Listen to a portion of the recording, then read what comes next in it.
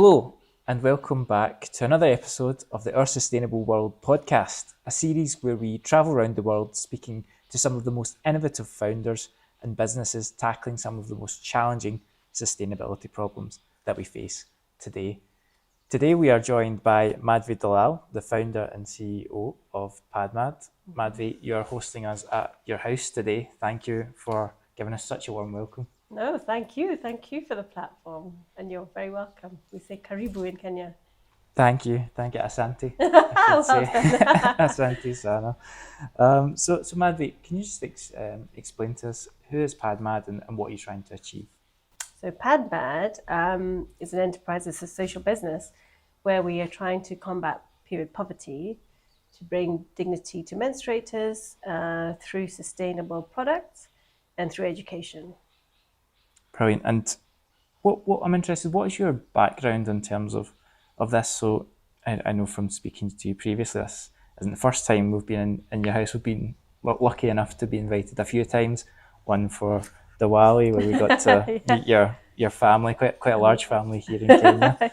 But you've got quite an interesting background because you've spent a bit of time outside of Kenya. You were born here. So could you just tell us a little bit about your story and how that led you to finding out about period poverty and starting PadMad? Yeah. So I'm a pharmacist. I qualified in University of Wales in Cardiff, and that was a very long time ago. And most of my life actually spent in Wales, in South Wales, where my husband and I were both pharmacists. We owned a pharmacy in the valleys in Wales, in beautiful Wales. And so when we actually migrated to Nairobi, we moved with our two daughters, and because I'm also a yoga instructor and dancer, just to kind of get to understand the lay of the land again and to get out of the house a little bit, I started teaching yoga and mindfulness because I was still waiting to register as a pharmacist here, and that's pretty tough. So as I was studying and sitting the exams, I was also volunteering just to go into the slums and to teach yoga and mindfulness. And that's when I really came face to face with something called period poverty. Until then, I was quite ignorant. And when girls would say they would miss in school, not because they were ill, but because they had their period. And so that was alien to me because, where I come from, and husband would buy something from Tesco or Asda or wherever and just bring it home and really don't think much about it. So since I had time, I traveled to really try and understand the problem, because if you go online, it's pretty stark. 65% of the girls and women in Kenya can't afford pads. In statistics-wise, 4.9 days per month are missed by school-going girls, and that's probably school-going girls, which obviously puts them on the back foot. There's also some areas which is, statistically speaking, 1 in 10 girls go through some kind of transactional sex. So I decided to travel and to just understand the problem a little bit more deeply. And that's where I started to interview women and girls. I remember hearing stories from, there's a woman living on the streets near Eldoret, and she said she used to get pads from other people's trash. She would just use it to be able to use it for a couple of hours, go sell tomatoes and things like that, or, use pellets from cow dung wrapped around tissue, use it as a tampon, or use leaves, use mud, use blankets, mattresses, etc. So as I was documenting, I was in one of the orphanages in Nairobi where I was pretty familiar with, and I'd gone with a film crew just to make sure that we're getting the right stories. And so I was asking all the teenage girls, where'd you get pads from? So one of them said, I get them from here. And I said, no, I know you don't. That's why we're here, because, we know you don't have a budget. So how do you manage? And so she was speaking in Kiswahili, insinuating that she gets them from transactional sex from a teacher. And so I was saying, okay, this really does need to be authentic. This is a very small, humble place. What happens and where does it happen? Walk me through this. And I remember she was walking me around and talking me, and I was feeling terrible. And then it occurred to me. That's just my feeling, but she goes through it month on month. And she was so straight-faced when she finished. She said she gets 1 or 2 packs of pads, depending on the quality of sex. And so then I was like, okay, I work with child protection. Can we move you from here? And she said, no, I'm okay. Because that's the price she was ready to pay for education. She had food, water, and shelter. That's when I really thought, okay, enough of this walking around and talking to people. Let's just do something. The only thing is, I just didn't know where to start. I knew what I didn't want to do. Disposable pads was what I couldn't do. It's not sustainable.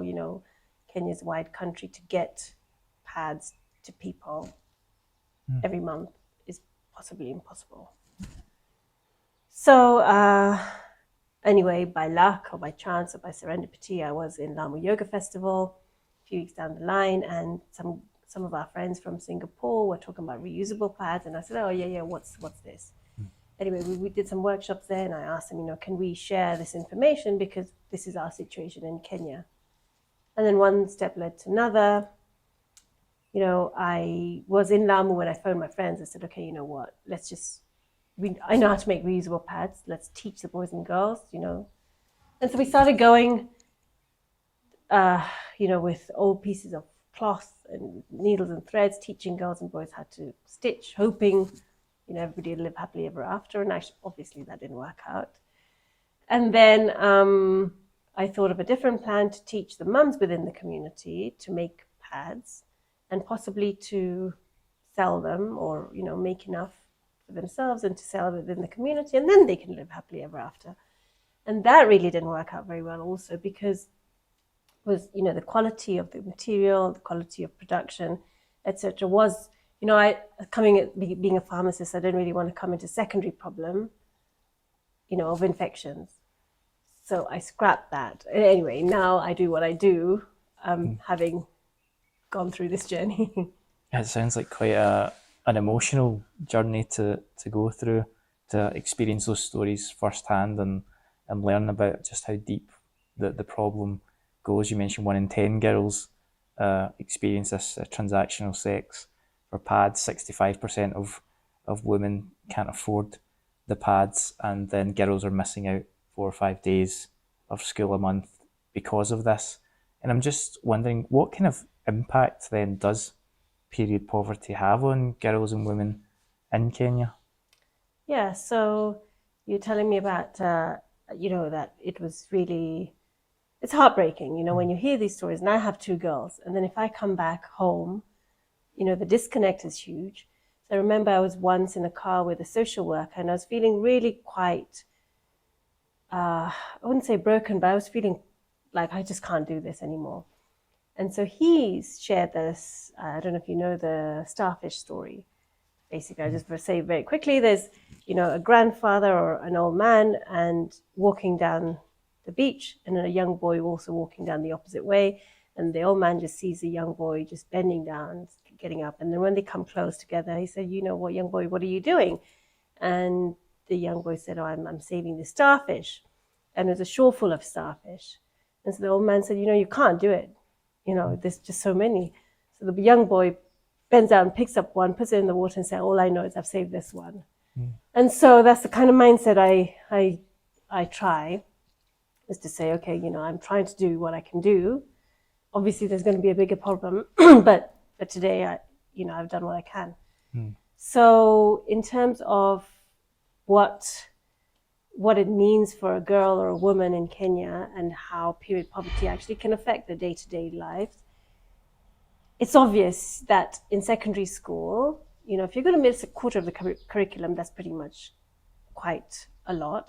And then if you're using a mattress, for example, or something dirty like a blanket or a dirty rags, and then you get a secondary infection, and then you miss school even more, you are missing a lot of the curriculum. So you're starting off on the back foot in terms of education. For women also, because they're normally, well, they're not normally, but quite a big percentage are on a daily wage.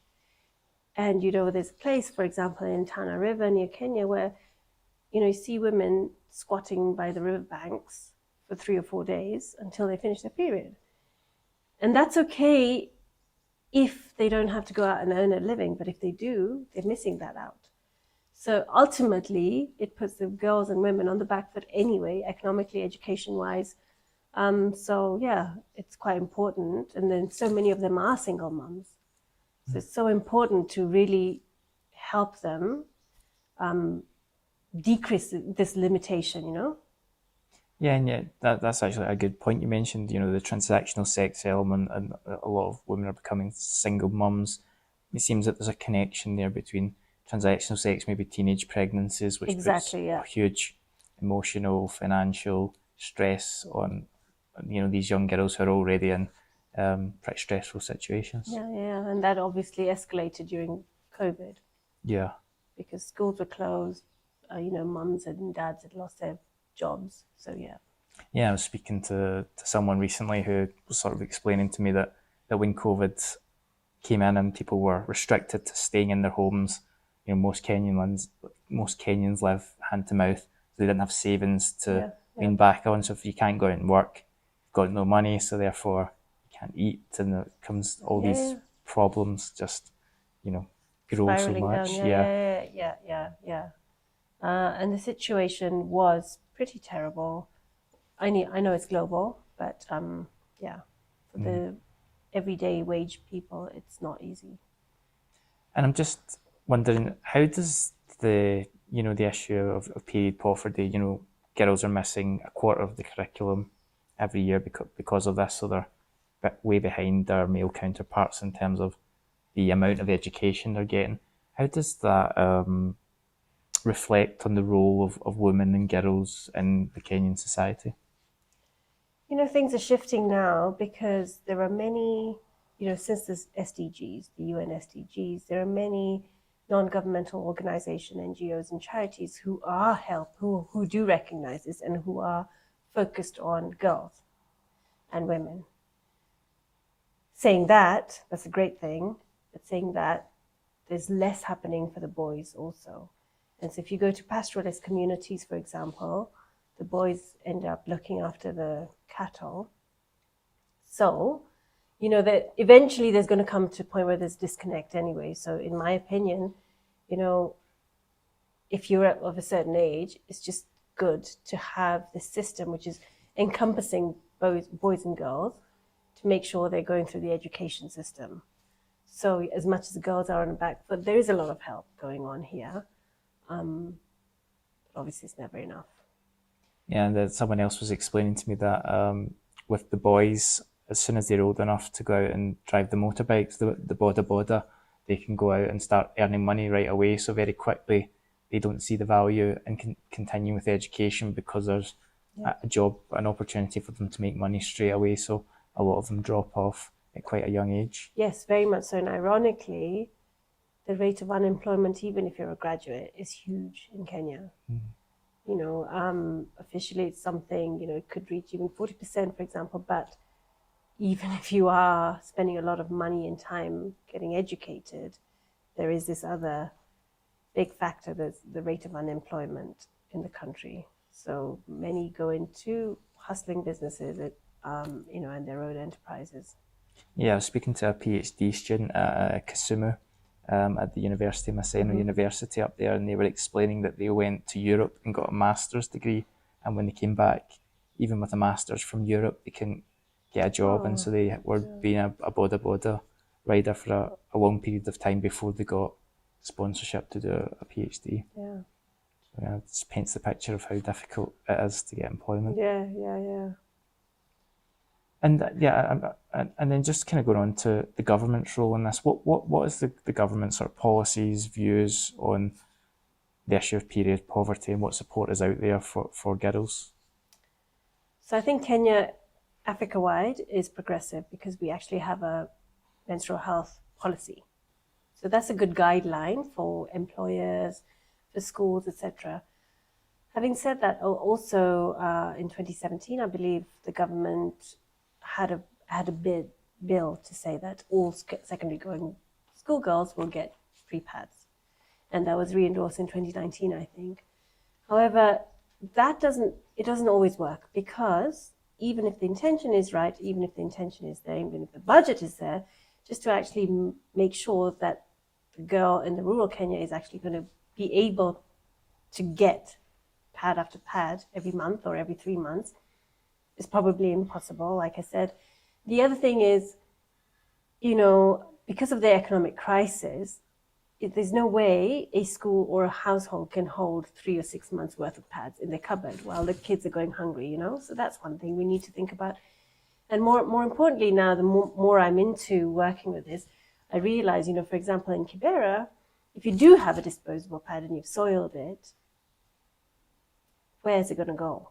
It actually is called flying pads, where the girl is going to chuck it over her shoulder, it's going to land on somebody's doorstep, or some dog is going to take it away, or, something like that. So really the waste disposal, the plastic pollution is another big consideration. In Samburu, the girls put it down the anthills.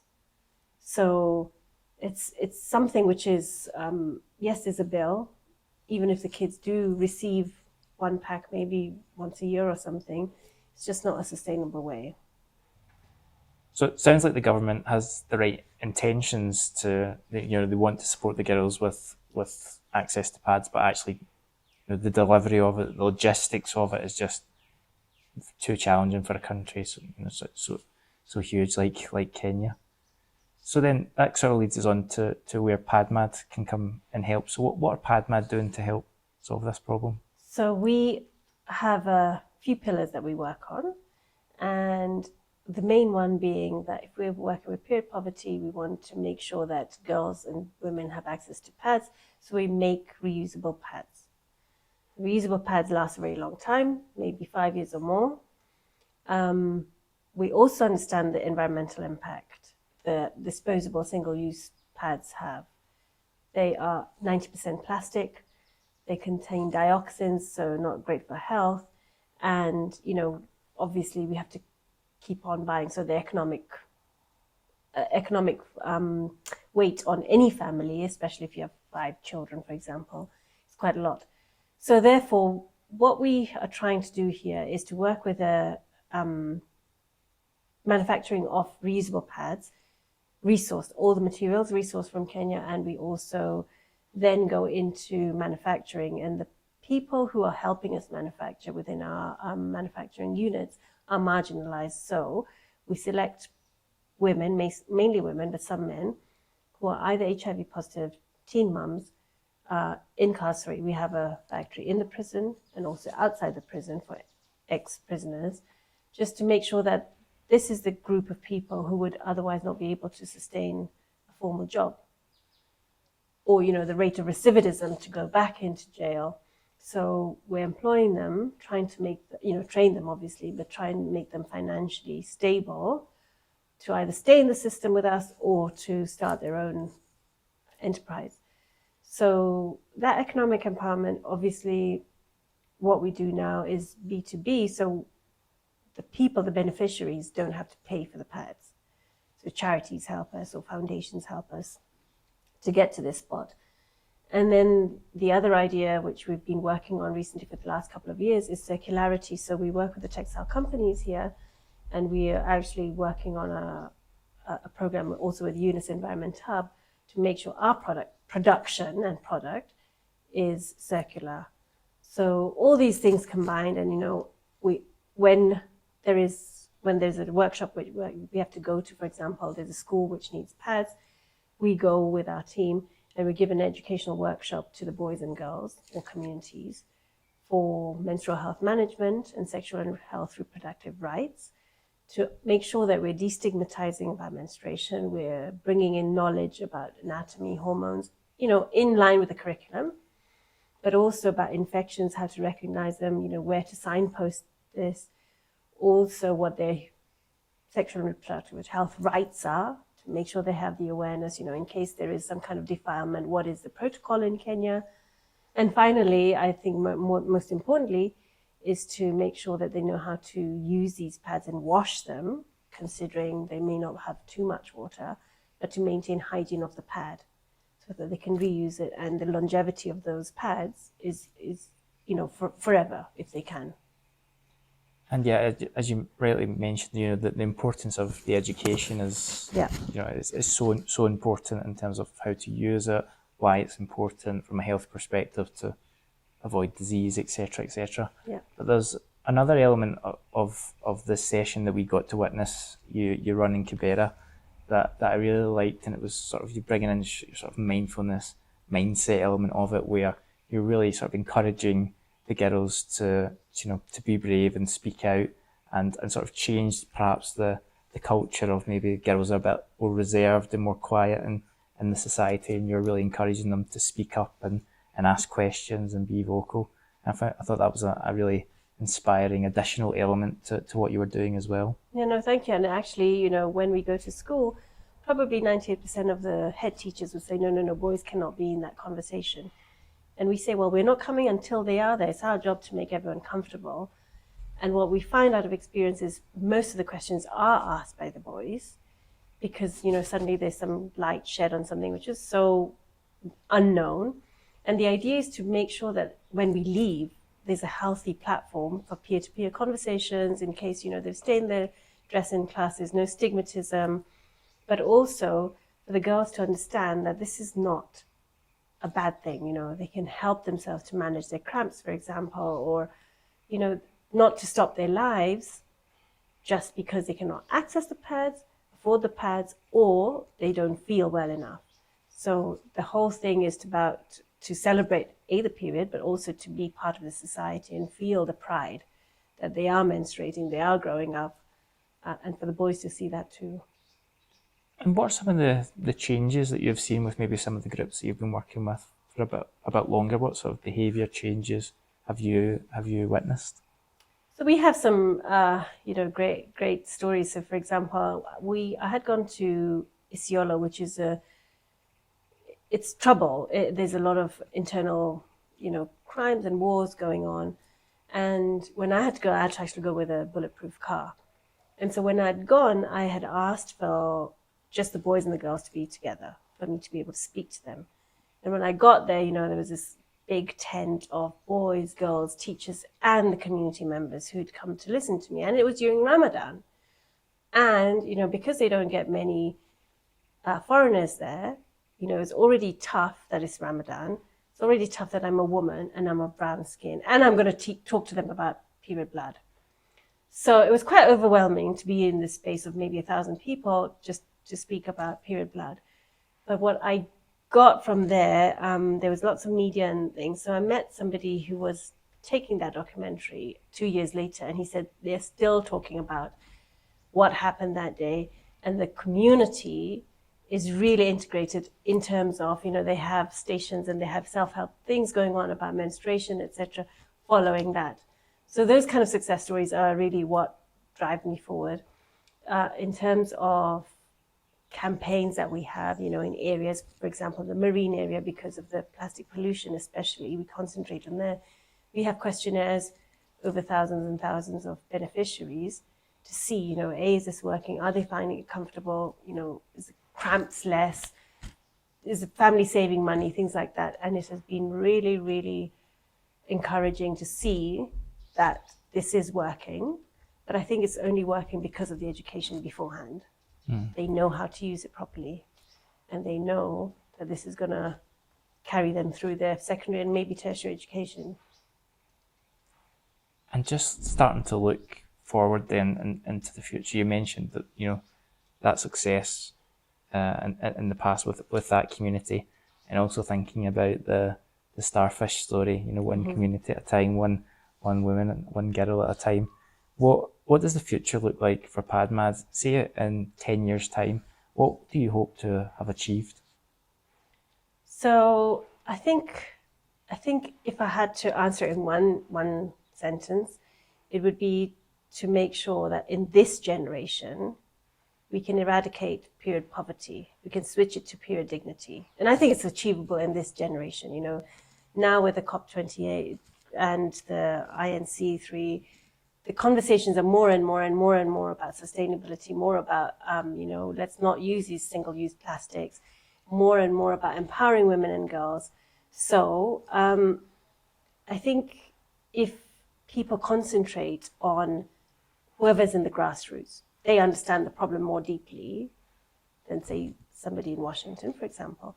So I believe that we can actually eradicate period poverty in the whole globe. And I'm sure there'll be many people watching this who agree with you and want to help you on this journey, on this mission. So how can people get involved with PadMad? I think people can get involved by raising awareness what's going on here, by watching this documentary, by donating. Obviously, that's one of our hugest benefits, is to get the money so that we can deliver. By talking about it, by engaging on social media, by going on our website, following us, and the website is www.padmadkenya.com. Yeah. Perfect. And I'm just going to ask you one last question, if that's okay. Just beyond period poverty, how hopeful are you for the women of Kenya for the future? I am very hopeful. This is home for me for now, and I draw a lot of encouragement by the power in women. I'm actually not just saying that, I really do. I find that so many people are doing so many things, and they're quite ingenious. For example, in COVID, people were just innovating all the time, and they really got on with things to be done. So I do believe that Africa as a large is going to be the next hub where all the investments are going to be coming. I mean, this is already happening, but this is where things are going to change quickly, and they're going to be leading the globe. And I really do feel that in the next 20, 30 years, this is what we're going to see. Amazing. Madhvi, thank you so much for this incredibly interesting and inspiring conversation. Thank you, Kat. Thank you too.